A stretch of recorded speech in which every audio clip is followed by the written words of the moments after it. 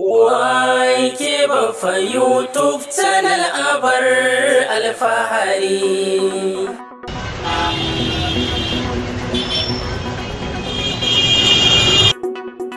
Assalamu alaikum masu kallonmu da sauraronmu a cikin wannan tasha tamu mai taken YK Baffa YouTube channel. A yau ma ga mu a cikin wannan shahararren ƙayataccen shiri namu mai suna daga masu kallonmu. Shiri ne wanda muke zakulo muku tambayoyi waɗanda za mu yi wa jama'a su ba da amsa domin faranta muku ku ji daɗi mu ma mu ji daɗi.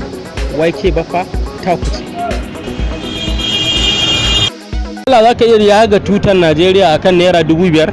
Allah ne akan akaran malan ya gata ba ta na amfanin komai wallahi kan akaran dan biyar wallahi na ya gata sai ne amfani da Allah za ka iya yaga tutar Najeriya akan naira 5,000?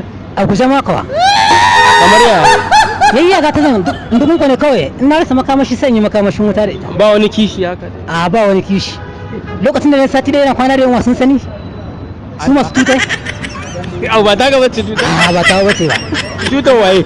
wa habash da ita takardar tsire da wani dauke su. Mun gode. Wai shin abokina da Allah za ka iya yaga tutar Najeriya akan naira 5,000?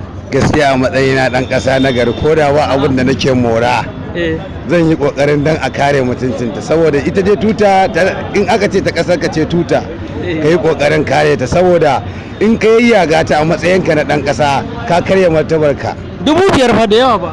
To ni dai abin da nake lissafin 5,000 dai in an baka ita ba dole ne za ta kare gaba za ka ci gaba da nema da a ce na yaga da tutar ƙasa ta an tura wata ƙasar ta ganni na zama dan cin zaban ƙasa gaskiya ba zan iya ba.